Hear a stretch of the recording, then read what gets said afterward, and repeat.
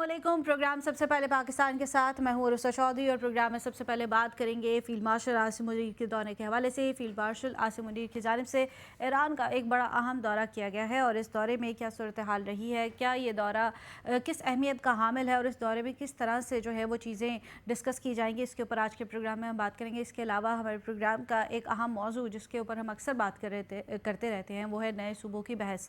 नए इंतज़ामी यूनिट्स बनेंगे या नए सूबे बनेंगे और इस पर अब तक के क्या अपडेट्स है, क्या सूरत हाल है, लोगों का इसके ऊपर किस तरह से तासुर है और इस हवाले से जो बहस है वो दिन ब दिन कितनी तेज़ होती जा रही है। और आखिर में बात करेंगे मीर रज़ा कत्ल केस के हवाले से, अब तक इसमें क्या अपडेट्स हो चुकी हैं, इसमें क्या मुहारकात हैं, पुलिस के हवाले से इसमें क्या चीज़ें हैं जिनके ऊपर डिस्कशन करना बाकी है।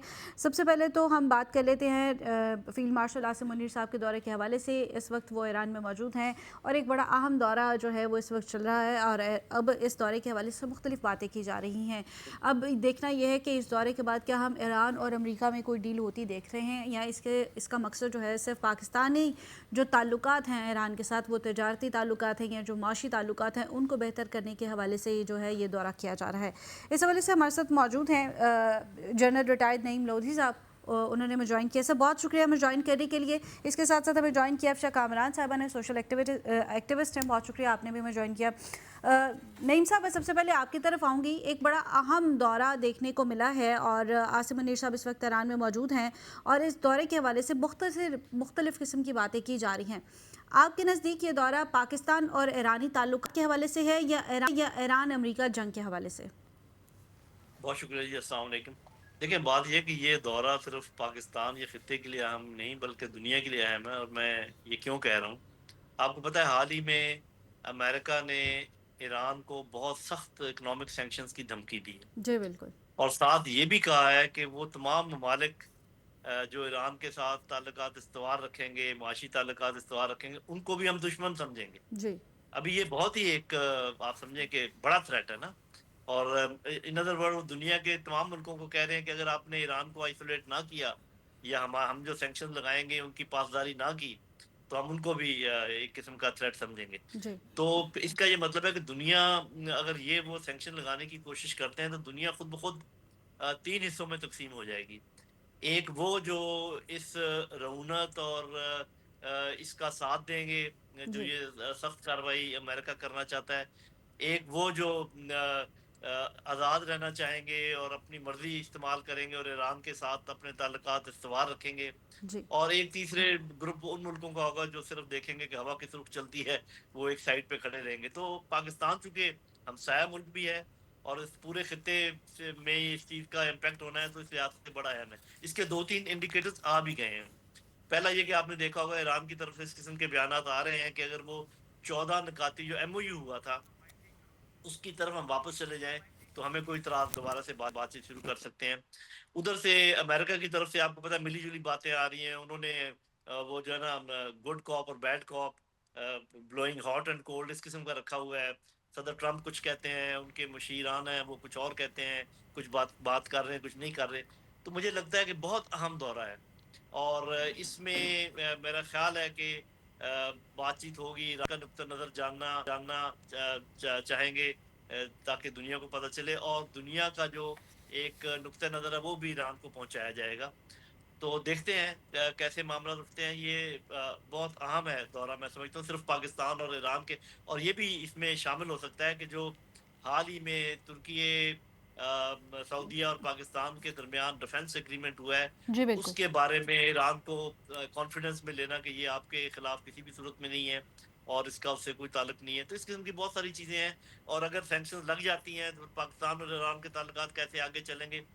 तो बहुत सारी चीज़ें हैं जिन पर बातचीत होनी है। Let us hope and pray कि अल्लाह मियाँ सही रास्ते पर लगा दे इन सारे मामलात को और दुनिया के लिए कोई अमन की अच्छी नवीद साबित हो। तो पाकिस्तान ने जो एक मुकाम हासिल किया है पॉलिटिकल डिप्लोमेसी और मिलिट्री डिप्लोमेसी में, तो एक और फूल हमारे सर सज जाएगा अगर ये मामला कामयाब हो जाता है अच्छा इंशाल्लाह। जनरल साहब, मेरा सवाल आपसे ये भी है कि अगर हम मौजूदा सूरत हाल में देखें तो पाकिस्तान ने तो हमेशा फ्रंट लाइन पर रहकर अपना किरदार अदा किया है जब से ये जंग लगी है। और कौन कौन से ममालिक हमें इसमें पार्टिसिपेट करते नज़र आएंगे पाकिस्तानी दौरे के बाद, अगर ये दौरा ईरान अमेरिका जंग के हवाले से ही है तो? جی ایک تو آپ نے خبر سنی ہوگی کہ عمان کے وزیر خارجہ بھی فوری طور پہ وہاں پہنچ رہے ہیں یا پہنچ چکے ہوں گے یا انہوں نے آنا ہے. اور اس میں کوئی شک و شبہ کسی کو نہیں ہونا چاہیے کہ روس اور چائنا پس پردہ اس سارے معاملے میں کہیں نہ کہیں موجود ہوں گے. بالکل. چاہے وہ آپ کو سامنے نظر آئے، چاہے وہ پاکستان کے تھرو ہو یا جیسے بھی ہو.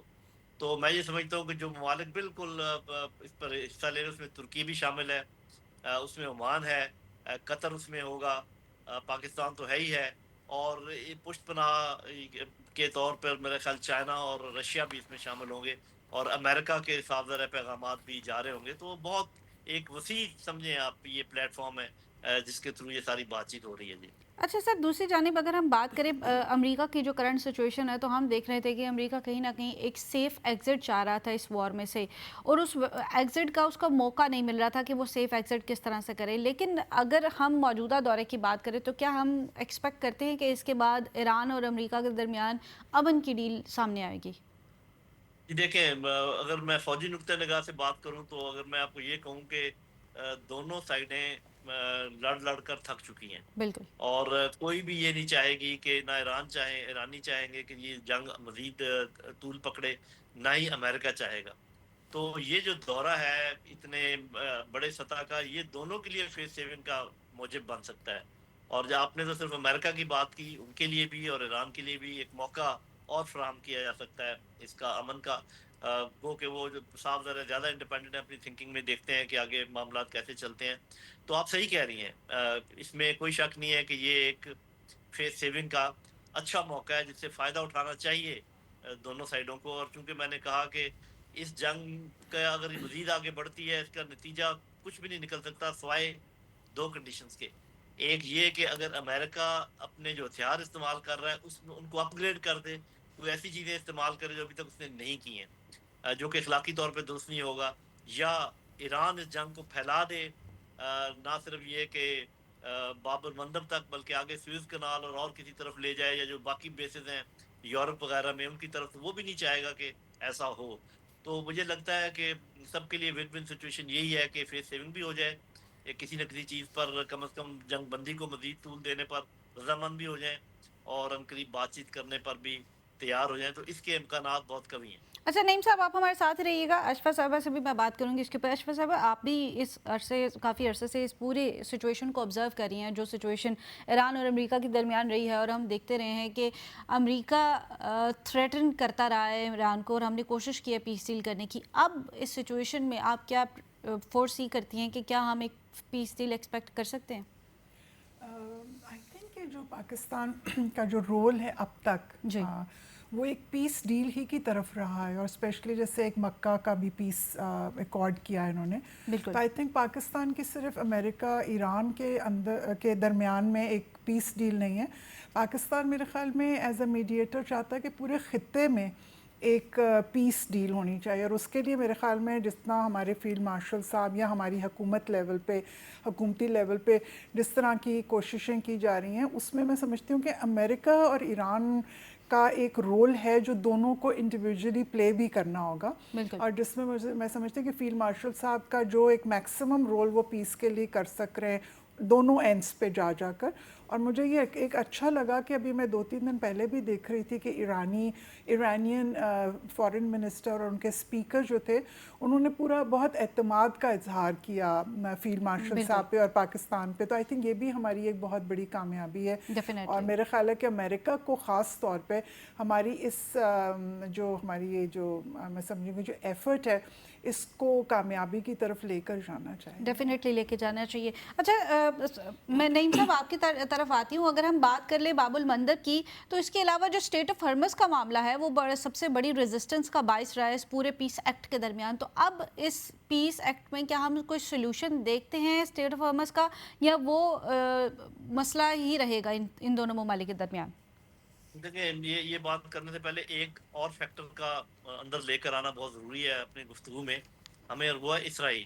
جی دیکھیں، کچھ لوگوں کا یہ خیال بھی ہے، میں بھی ان میں شامل ہوں، جو یہ سمجھتے ہیں کہ امریکہ یہ ٹائم بائے کر رہا ہے اسرائیل کے لیے، بالکل. تاکہ وہ جو لبنان میں اپنی کارروائی مکمل کرنا چاہتا ہے اس کو کنسالیڈیٹ کر لے، مکمل کر لے، جو غزہ میں جہاں تک جانا چاہتا ہے وہ چلا جائے، جتنے اپنے نئے لوگوں کو بسانا چاہتا ہے ویسٹ بینک میں وہ بسا لے. اور آپ نے دیکھا ہوگا دھڑا دھڑ اسرائیل یہ سارے کام کر رہا ہے جن کا میں نے آپ کے سامنے ذکر کیا ہے. بالکل.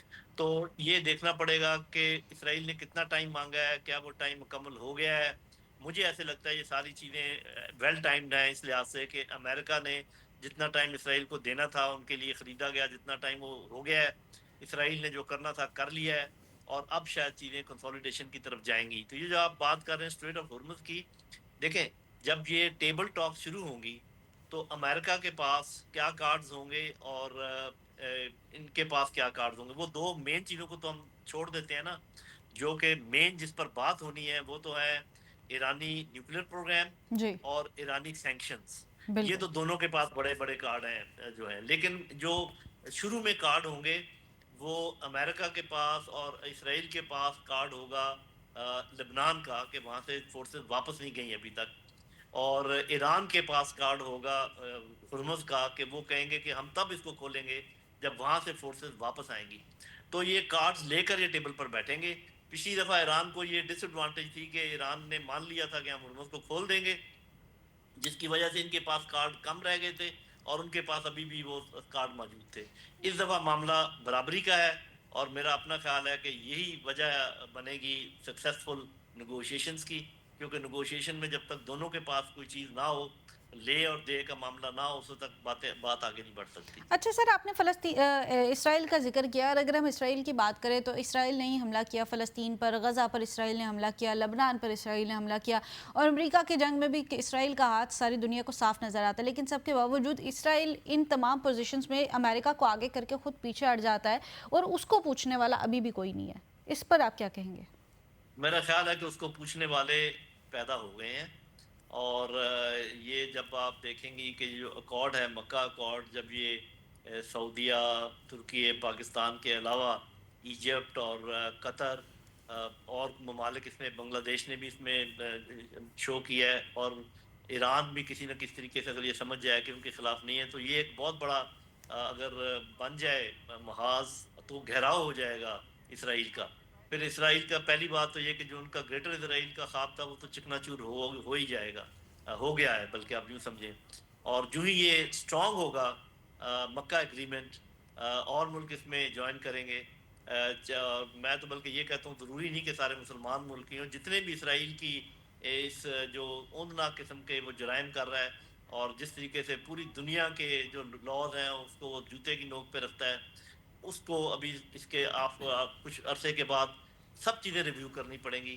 انشاءاللہ آپ دیکھتے جائیے. اچھا سر, میں آپ سے یہ جاننا چاہوں گی, جیسے مکہ کارڈ کی بات کریں, مکہ کارڈ میں آپ نے کہا کہ اور ممالک کو بھی پارٹیسپیٹ کرنا چاہیے, اور بھی ملک جو ہے اس کا حصہ ہو سکتے ہیں. تو آپ کے نزدیک اور کون کون سے ملک ہیں جو اس میں پارٹیسپیٹ کرنا چاہیں گے؟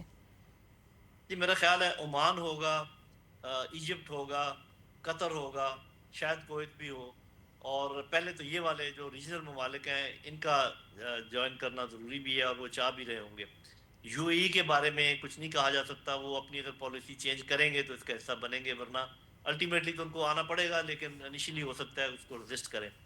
خاص کر جو بڑے ممالک ہیں جو دور ہیں تھوڑے سے, فار ایسٹ کے ہیں, اور جو ایشیا میں دور ہیں جیسے بنگلہ دیش ہے, اور ادھر جیسے ملیشیا اور انڈونیشیا ہیں, یہ ممالک جب اس میں شامل ہوتے ہیں تو یہ بہت ہی ایک مضبوط, آلدو جب میں نے لوکل ملک بھی جب آ جاتے ہیں یہ بہت مضبوط اتحاد بن جائے گا, اور بعد میں اور ممالک بھی اس میں شاید شامل ہو جائیں. تو اس لحاظ سے جن ملکوں کا میں نے نام لیا ہے, سب سے پہلے میرا خیال ہے کہ یہ قطر اور ایجپٹ, عمان, کویت, یہ ملک میرا خیال ہے پہلے اس میں شامل ہونے کا امکان ہے. اچھا افشاں, میں آپ کی طرف آتی ہوں. اگر ہم بات کر لیتے ہیں وار کے ایفیکٹس کے حوالے سے, تو پوری دنیا ہی اس وار سے متاثر ہوئی ہے, لیکن اگر ہم اپنے ملک کی بات کریں تو آپ کے نزدیک اس وار کا ایفیکٹ پاکستانی شہریوں پر کس طرح سے پڑا ہے؟ آئی تھنک سب سے زیادہ تو آپ دیکھیں کہ ہمارا پیٹرول انکریز اتنا زیادہ ہے, اور سب سے جو چیز مجھے نظر آئی ہے اس 6 سے 7 مہینے میں, یا فیبرری سے آلموسٹ 6 to 8 months ہو گئے, 6 months, اس میں پور گورننس ہے, نو پالیسی ڈیفائنڈ. مطلب آپ ایک دن 3 روپے بڑھا رہے ہیں, اگلے دن 50 پیسے کم کر رہے ہیں, پھر 15. سو جس طرح کے ہماری منسٹرز کے بیانات ٹی وی پہ آ رہے ہیں, اس سے یہ نظر آتا ہے کہ یہاں پہ کوئی پالیسی نہیں بنی. لیکن آپ عام خطے کی طرف دیکھیں اگر, جیسے بنگلہ دیش, دا نیبرنگ کنٹریز, وہاں پر اس طریقے سے نہیں بڑھا گیا. سو مجھے لگتا ہے کہ ہمارا، کیونکہ آپ دیکھیے جب پیٹرول کی قیمتیں بڑھیں گی تو وہ آٹومیٹکلی اس کا امپیکٹ ہر چیز پر ہوگا. آئی مین رائٹ فرام دا کرایوں سے لے کر ہر چیز بڑھے گی. تو اس لیے جو مجھے ایسے لگ رہا ہے کہ اگر میرا یہ خیال ہے کہ اس جنگ کا جو سب سے بڑا جو افیکٹیز ہے نا آفٹر ایران، مجھے ایسا لگتا ہے ہم پاکستان ہیں. ہم اگر اپنے خطے میں دیکھیں لیکن بہت سی اگر چیزیں، ہم بات کریں مہنگائی کی، تو اسٹیٹ آف ہارمز بند ہونے کے بعد تیل کی سپلائی تو تقریباً تمام ملکوں کی افیکٹ ہوئی، اور اس کے بعد مہنگائی کی بات کریں تو وہ تمام ملکوں پر اس کے اثر جو ہے وہ ہمیں دیکھنے کو ملتا ہے. لیکن اگر ہم پاکستان کی خاص طور پر بات کریں تو وہ ایسی کون سی چیز ہے جس کو ہم بہتر کریں تو ہم اپنے معاشی حالات کو سم ہاؤ بہتر ڈیل کر سکتے ہیں اس کرنٹ سینیریو میں؟ اچھا پہلے تو میں ایک چیز کہوں جو ابھی جنرل صاحب نے بھی کہا تھا، اگر آپ کی اجازت ہو، تو جیسے ان کے پاس کارڈز ہیں، وہ دونوں ایک دوسرے کے سامنے پتے کھیل رہے ہیں. بالکل. لیکن میں سمجھتی ہوں اگر آپ دیکھیں تو I mean as an observer مجھے لگتا ہے کہ امریکہ actually has lost those cards, کیونکہ کہانی شروع ہوئی تھی But they جنگ don't کی. want to accept it. They don't want to accept it. جیسے ہماری حکومت آپ ایکسیپٹ نہ کریں بٹ ریالٹی تو ہے. آپ دیکھیں جنگ اس بات پہ شروع ہوئی تھی کہ آپ نے ریجیم چینج کرنا ہے، آپ نے نیوکلیئر وہ کرنا ہے، اور اب کہاں پہ ختم ہو رہی ہے کہ اب کوئی اور کبھی سنا ہی نہیں بات، اور اب ہرمز پہ آ گئی ہے کہ جی اب ہرمز کو کھولیں یا نہیں کھولیں. سو وہی چیز جو آپ کا سوال ہے ہمارے ملک میں اگر آپ دیکھ رہے تھے، اور میرا جیسے میں نے بہت سے لوگوں سے پوچھا، ہمارا جو پراپر جو ایک پراپر میں آپ کہوں گی کہ ہمارا پیٹرول کا ہی ایک ایشو ہے جس کی وجہ سے دیکھیں ہماری ہر چیز افیکٹ ہو رہی ہے. آپ نے ملک میں آج تک 79 ایئرز میں، میرا یہ سوال تھا، بہت جگہ میں نے خط بھی لکھے ہیں پاور منسٹری کو، پرائم منسٹر آفس کو، کہ آپ نے کیوں نہیں باقی ملکوں سے پوچھے، ان کے پاس 3-3 4-4 مہینے کے سٹاکس ہیں. اگر آپ کے پاس بھی یہ سٹاک فیسلٹی ہوتی تو یہ آپ یہ جو دہاڑی کے، یہ اس کو ہم نا اردو میں یہی کہیں گے کہ یہ دہاڑی لگا رہے ہیں، آپ یہ دہاڑی نہ لگاتے. مطلب ان ملکوں میں دیکھیں، انڈیا میں کچھ 2 سال کے بعد 1 روپیہ کچھ یا 2 روپے بڑھی تو پورا ملک باہر نکل آیا. بالکل ایسے. بنگلہ دیش نے پیچھے، شاید میں یہ نہیں کہہ رہی ہر ملک افیکٹ ہو رہا ہے، لیکن ہم جس خطے میں جہاں پر رہ رہے ہیں، مجھے صرف یہ کہ آپ اتنی پیس ٹاکس میں جا رہے ہیں، لیکن آپ کی اپنی گورننس یہ کہ آپ نے 79 ایئرز میں آپ نے اپنے ریزروز، اگر آج آپ کے پاس 3 مہینے یا 4 مہینے کا ریزرو ہوتا تو آپ دیکھیں گے ہمیں آپ کو ایک دم نہیں بڑھانا پڑتا نا. اگر آپ کو پتا ہے کہ یہ 3 میں، وہ کیوں ہو رہا ہے؟ کیونکہ جب آپ کے پاس 20-25 دن کا ریزرو ہوگا تو you would automatically charge. Definitely. میرا خیال ہے یہ ہماری جو پور گورننس ہے، اب اللہ کرے کہ یہ ہماری ٹیمز یا ہماری پالیسی جو ہے وہ ایران امریکہ ڈیل میں جو ہے وہ بہتری کی طرف. ڈیفینیٹلی ایران امریکہ ڈیل میں نہ صرف ہمیں ایران اور امریکہ کی بات کرنی ہے، لیکن سب سے پہلے ہمیں بات کرنی ہے سب سے پہلے پاکستان میں پاکستانی عوام آتی ہے، جن کے مفادات کو مد نظر رکھنا بہت زیادہ ضروری ہے. یہاں وقت تو ایک بریک کا، آپ ہمارے ساتھ رہیے گا.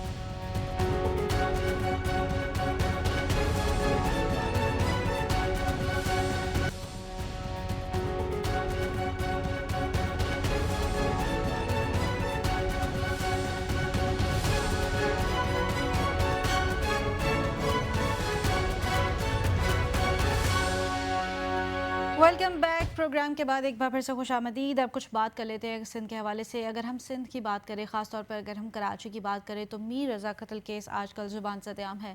لیکن یہ صرف واحد کیس نہیں ہے جس نے کراچی کو ڈسٹرب کر رکھا ہے. میں تھوڑی سی ٹائم لائن آپ سے شیئر کرنا چاہوں گی. میر رضا قتل کیس جولائی میں پیش آیا، لیکن اس سے قبل اگر ہم تھوڑا سا پیچھے جائیں تو دعا نامی بچی کو 2026 جولائی کے مہینے میں جو ہے وہ قتل کیا گیا. 7 سالہ دعا جو ہے اس کے قتل کا جو ہے رپورٹ درج ہوئی اور میڈیا پر منظر عام آئی. اس سے قبل تھوڑا سا پیچھے جائیں تو ڈاکٹر آکاش کو بھی جولائی کے مہینے میں قتل کیا گیا. 3 سسپیکٹ تھے جن کو پہلے گرفتار کیا گیا، پھر اسی دن ان کو بھی جو ہے ان کے بھی مارے جانے کی اطلاعات سامنے آئی ہیں. اس کے ساتھ ساتھ فروا تھی 3 سالہ بچی جس کو کراچی میں قتل کیا گیا، اور انیشلی جو ہے کہا گیا کہ یہ کسی کی طرف سے مارا گیا، لیکن بعد میں پتہ چلا کہ اس کے اپنے والد سے گولی چلی اور وہ بچی ماری گئی. اس کے بعد کراچی میں جون میں قتل ہوا حمزہ نامی ایک شخص کا.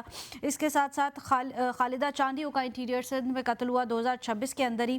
اس کے ساتھ ساتھ اگر ہم بات کریں مصطفیٰ عامر کیس کی، اگر آپ کو یاد ہو تو یہ کچھ زیادہ پرانا نہیں ہے، یہ بھی ایک لمبے عرصے تک چلتا رہا، لیکن اب اس پر کیا صورتحال ہے، کیا وہ لوگ اپنے انجام تک پہنچے یا نہیں پہنچے، یہ تمام چیزیں جو ہیں وہ انڈر انویسٹیگیشن جا کر وہ ایسی دھول مٹی کے نیچے دب جاتی ہیں کہ اس کے بارے میں کسی کو یاد بھی نہیں رہتا، کوئی بات بھی نہیں کرتا. اب ہم بات کریں مصطفیٰ عامر قتل کیس کے حوالے سے، تو ابھی جو کیس ہے چونکہ یہ انڈر کنسیڈریشن ہے اور ہر بندہ اس کے اوپر بات کر رہا ہے تو اس پر بات کی بھی جا رہی ہے. اور اگر ہم مصطفیٰ کی بات کریں تو IBA کا گریجویٹ ایک ایسا لڑکا جس نے خود سے ایک بزنس سٹارٹ کیا اور اس بزنس کو نہ صرف فلرش کیا, اس کو کامیاب کیا, اور ایک دن وہ اپنے گھر سے نکلتا ہے, لاپتہ ہوتا ہے, اور 2 دن بعد اس کی لاش جو ہے وہ ملتی ہے کہیں اور سے. انیشلی یہی کہا جاتا ہے کہ اس نے خودکشی کی ہے, لیکن بعد میں پولیس انویسٹیگیشن میں, پوسٹ مارٹم رپورٹس میں بہت سارے فلاز نظر آتے ہیں, جس کے بعد اس انویسٹیگیشن کا جو رخ ہے وہ کسی اور جانب مڑ جاتا ہے. اور اب اس حوالے سے ایک انویسٹیگیٹو جوائنٹ کمیٹی بنانے کے حوالے سے جو ہے وہ باتیں کی جا رہی ہیں.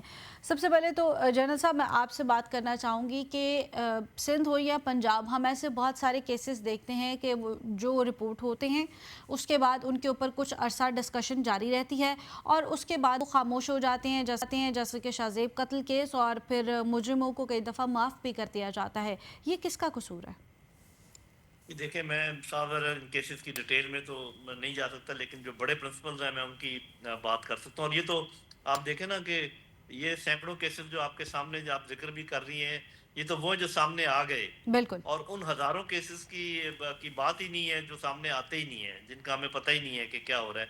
تو جیسے بہن میری بات کر رہی تھی کہ جب تک آپ کی گورننس اور باقی معاملات ٹھیک نہ ہو, تو میں آپ کو ایک نقشہ کھینچ کے بتاتا ہوں. دیکھیں, بات یہ ہے کہ سب سے پہلے کسی بھی ملک کو اگر اپنے استحکام دینا ہو تو اس میں انصاف کی اجارہ داری بہت ضروری ہے. اور انصاف کی جب میں بات کرتا ہوں تو اس میں سیاسی انصاف, اس میں معاشی انصاف, اس میں معاشرتی انصاف, یہ جو ابھی ہم ساری بات چیت کر رہے ہیں, یہ پورے کا پورا یہ بنیاد ہے کسی بھی سوسائٹی کی. جہاں پر جس سوسائٹی میں انصاف نہ ہو وہاں پر نیکسٹ پرابلم پیدا ہوتا ہے لا اینڈ آرڈر کا. بالکل, اور لا اینڈ آرڈر جب مسئلہ پیدا ہوتا ہے تو اس کے بعد پیدا ہوتا ہے مسئلہ معیشت کا.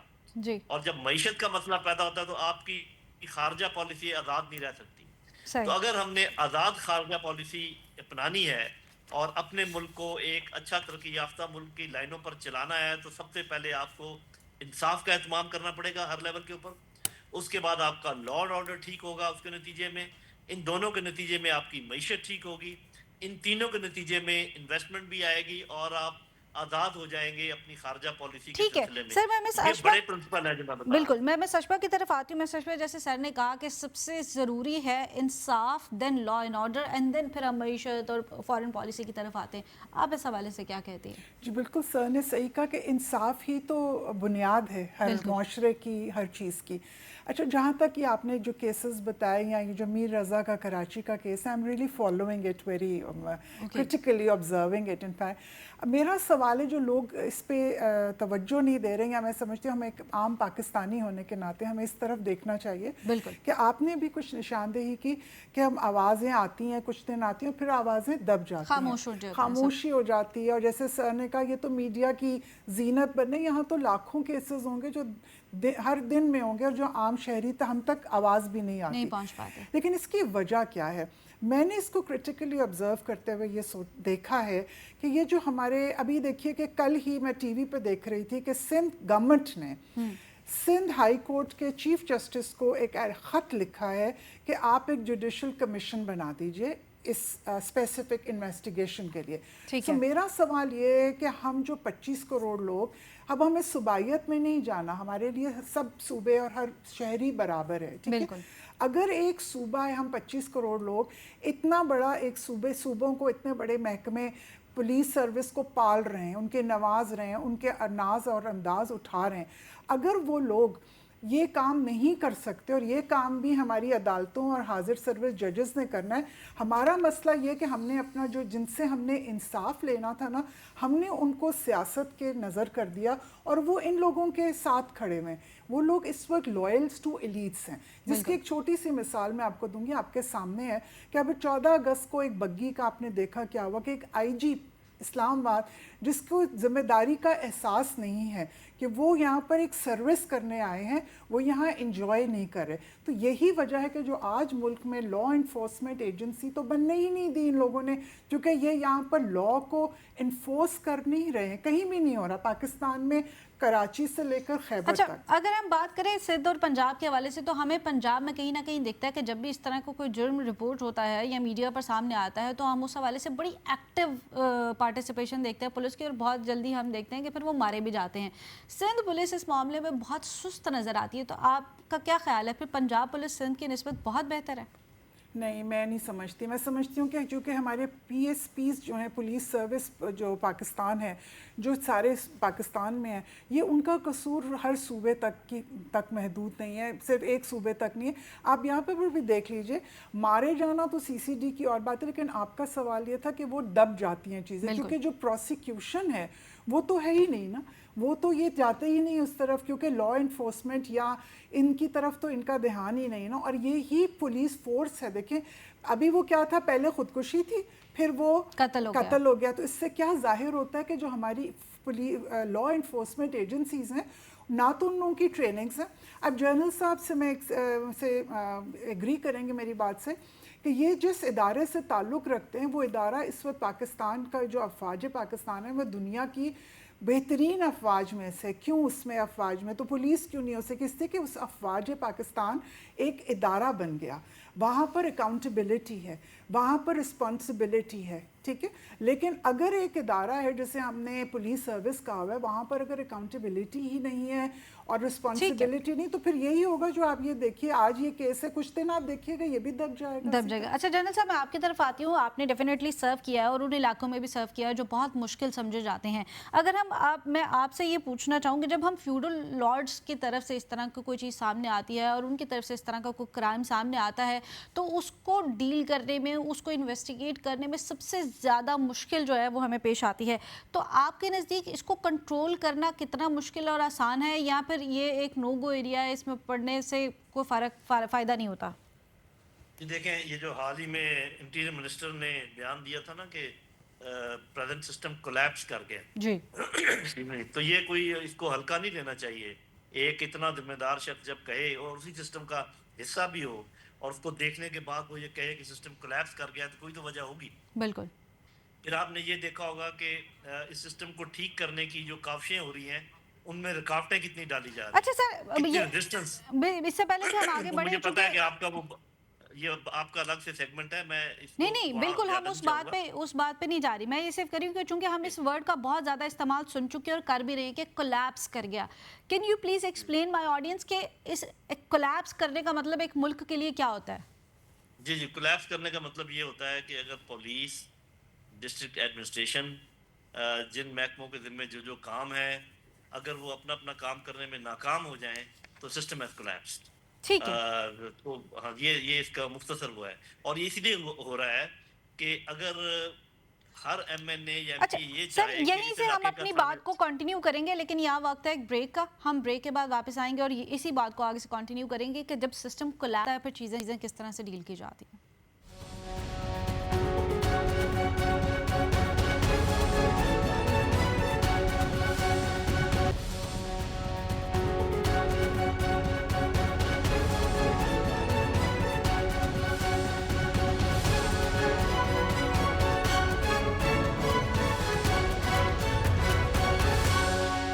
Welcome back. बात कर रहे थे हम जनरल नईम साहब से, और नईम साहब आप बात कर रहे थे कोलैप्स करने के हवाले से, और फिर उसी सिचुएशन को हम कनेक्ट कर रहे थे। जी बताइएगा।